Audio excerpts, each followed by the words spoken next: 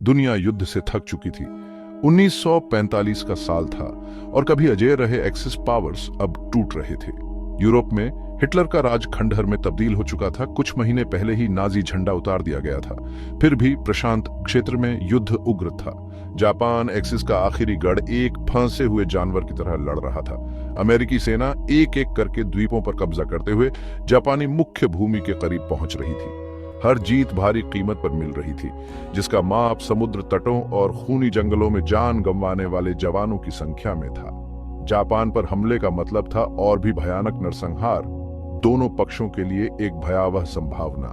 हिंसा के इस बढ़ते माहौल में ही राष्ट्रपति ट्रूमैन ने एक भयानक फैसला लिया। एक नया हथियार जो पहले से कहीं ज्यादा खतरनाक था, युद्ध को जल्दी खत्म करने का वादा करता था। न्यू मैक्सिको के रेगिस्तान में बनाया गया परमाणु बम अब जापान के हृदय पर निशाना साधे हुए था। होन्शु द्वीप पर स्थित एक हलचल भरा शहर हिरोशिमा चुना गया था। यह एक सैन्य ठिकाना था, एक बड़े बंदरगाह और सेना के मुख्यालय का घर। लेकिन यह परिवारों, स्कूलों और मंदिरों का शहर भी था। एक ऐसा शहर जो आसमान से आने वाले कहर से बेखबर था। 6 अगस्त 1945 हिरोशिमा पर एक साफ और उजला सवेरा हुआ। युद्धकालीन जापान में आम आवाज बन चुके सुबह के हवाई हमले के सायरन बहुत देर पहले बंद हो चुके थे। शहर में चहल पहल शुरू हो गई थी, जो उस भयावह खतरे से अनजान था जिसका इंतजार था। हलचल भरे बाजारों में विक्रेता अपना माल सजा रहे थे। उनकी आवाजें गृहिणियों की गपशप में मिल रही थी। बच्चे जिनकी हंसी तंग गलियों में गूंज रही थी, कंधों पर बैग लटकाए स्कूल जा रहे थे। शहर के केंद्र में मोटेयासु नदी ओई ब्रिज के नीचे शांति से बह रही थी, जिसका विशिष्ट टी आकार मीलों तक एक पहचान था। फैक्ट्रियों और कार्यालयों में काम करने वालों को ले जाते हुए ट्राम सड़कों पर दौड़ रही थी। जीवन अपनी सारी सामान्य सुंदरता के साथ चल रहा था। ऊपर नीले आसमान में एक अकेला विमान दिखाई दिया। यह एनोला गे था, एक B-19 सुपर फोर्ट्रेस जिसका नाम नीचे बसे शहर की तरह ही मासूम था। उसके पेट के भीतर एक ऐसा हथियार छिपा था जो दुनिया को हमेशा के लिए बदल देगा। एनोला गे के अंदर चालक दल पूरी एकाग्रता से काम कर रहा था। वे घर से दूर जवान आदमी थे जिन्हें एक भयानक रहस्य और एक ऐसे मिशन की जिम्मेदारी सौंपी गई थी जो उनकी आत्माओं पर भारी पड़ रहा था। कई सालों के युद्ध से कठोर हुए पायलट कर्नल पॉल टिब्बेट्स ने आखिरी बार अपने उपकरणों की जांच की। लिटिल बॉय नामक बम सक्रिय और तैयार था। यह एक भयानक हथियार था, वर्षों के शोध और अरबों डॉलर का नतीजा। इसमें मौजूद यूरेनियम 235 परमाणु के भीतर की शक्तियों को उजागर करने की क्षमता रखता था। सुबह 8:15 पर बम वर्षक मेजर थॉमस फेरेबी ने संकेत दिया। उसने ट्रिगर पर उंगली रखकर लक्ष्य को सामने आते देखा। नीचे हिरोशिमा के नागरिक अपने अपने कामों में लगे हुए थे, उस नियति से बेखबर जो एक धागे से लटकी हुई थी। भयानक सटीकता के साथ लिटिल बॉय को गिरा दिया गया। यह खामोश अकल्पनीय तबाही का अग्रदूत नीचे अनजान शहर की ओर गिर पड़ा। सुबह 8:16 पर दुनिया बदल गई। एक अंधाधुंध चमक हजारों सूरज से भी तेज हिरोशिमा के ऊपर आसमान को रोशन कर गई। इसके बाद एक ओग्लुशाइटली गर्जन हुई, एक ऐसी आवाज जो पहले कभी नहीं सुनी गई थी। हवा गर्म हो गई, खुले में फंसे लोगों के फेफड़ों को जला रही थी। इमारतें पल भर में गायब हो गईं, एक ऐसी ताकत से चूर चूर हो गईं जिसे समझ पाना नामुमकिन था।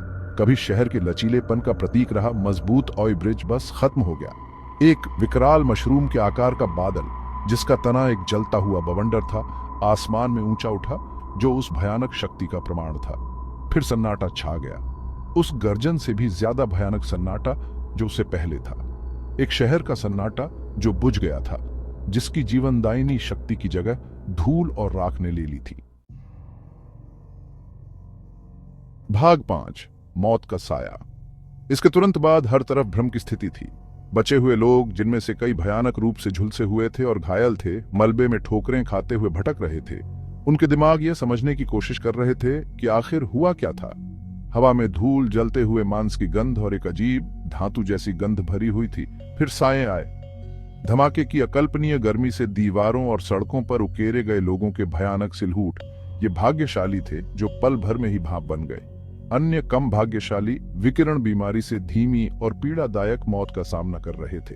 अस्पताल जख्मियों से भरे हुए और संसाधनों की कमी से जूझ रहे थे। इतनी बड़ी संख्या में हताहतों से निपटने के लिए जूझ रहे थे। डॉक्टर, जो खुद घायल और सदमे में थे, असंभव विकल्प चुनने के लिए मजबूर थे। जिंदे लोग मुर्दों से ईर्ष्या कर रहे थे। भाग 6 मलबे में मंजर।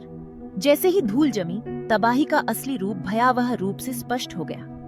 हिरोशिमा, जो कभी 3.5 लाख से ज्यादा लोगों का एक जीवंत शहर था, खंडहर में तब्दील हो गया था। इमारतें मलबे में तब्दील हो गई थीं, सड़कें बंद हो गई थीं और हवा में धुआं और राख भरी हुई थी। बचे हुए लोग, जिनमें से कई विकिरण बीमारी से पीड़ित थे, अपने प्रियजनों की तलाश में मलबे में भटक रहे थे। वे भयानक सन्नाटे में नाम पुकार रहे थे। उनकी आवाजें दुख और निराशा से भरी हुई थीं। भाग्यशाली लोगों ने एक दूसरे को ढूंढ लिया। एक ऐसी दुनिया में जहां सब कुछ उल्टा हो गया था, आराम के लिए एक दूसरे से लिपट गए। दूसरों को सिर्फ सन्नाटा मिला। उनके प्रियजन उस आग में हमेशा के लिए खो गए। हमले की खबर धीरे धीरे फैली, अफरा तफरी और तबाही के कारण बाधित हुई। टोक्यो में सरकार को आपदा के पैमाने और उनके खिलाफ इस्तेमाल किए गए हथियार की प्रकृति को समझने में मुश्किल हो रही थी। जापान का ईश्वरीय नेता सम्राट शाही महल में बंद रहा, अपने लोगों पर आई विभीषिका से शील्डेड। उसके सलाहकार वफा का सामना करने की आवश्यकता के बीच फंसे हुए अपने अगले कदम पर बहस कर रहे थे। सेना, जिसकी पौराणिक लड़ाई की भावना अटूट थी, ने निरंतर प्रतिरोध करने का आग्रह किया, लेकिन वास्तविकता कठोर थी। जापान अकल्पनीय शक्ति के हथियार का सामना करते हुए एक हारती हुई लड़ाई लड़ रहा था। परमाणु बम ने युद्ध के नियम बदल दिए थे।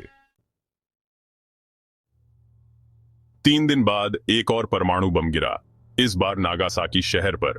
संदेश स्पष्ट था, जापान के पास, जो विनाश का सामना कर रहा था, आत्मसमर्पण करने के अलावा कोई विकल्प नहीं था। 15 अगस्त 1945 को सम्राट हिरोहितो ने भावुकता से कांपती आवाज में पहली बार रेडियो पर अपने लोगों को संबोधित किया। उसने जापान के बिना शर्त आत्मसमर्पण की घोषणा की, जिससे मानव इतिहास के सबसे विनाशकारी युद्ध का अंत हो गया। दुनिया ने संघर्ष के अंत का जश्न मनाया, लेकिन परमाणु युग की शुरुआत ने एक लंबी छाया डाल दी। परमाणु विनाश का डर, जो कभी साइंस फिक्शन के दायरे तक ही सीमित एक बुरा सपना था, अब एक भयावह हकीकत बन गया था।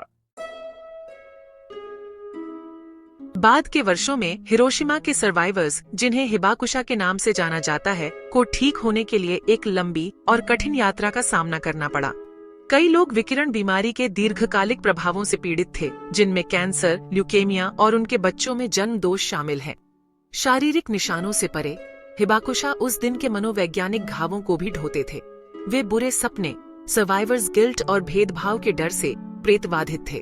उनकी कहानियां मानवीय भावना के लचीलेपन का प्रमाण, परमाणु युद्ध की भयावहता की एक कठोर याद दिलाती हैं। हिरोशिमा आज एक नए सिरे से बने शहर के रूप में खड़ा है, जो शांति का प्रतीक है और परमाणु हथियारों की विनाशकारी शक्ति की एक कठोर याद दिलाता है। जेनबाकू डोम के कंकाल अवशेष, जो कभी औद्योगिक संवर्धन हॉल था, उस भयानक दिन का एक भयावह स्मारक है। विस्फोट स्थल पर बना हिरोशिमा शांति स्मारक पार्क चिंतन और कॉल टू एक्शन के लिए एक जगह के रूप में कार्य करता है। ये दुनिया के लिए एक याद दिलाता है कि हिरोशिमा और नागासाकी की भयावहता को कभी नहीं दोहराया जाना चाहिए। हिरोशिमा की विरासत जटिल है। यह तबाही और नुकसान की कहानी है, लेकिन लचीलापन और आशा की भी है।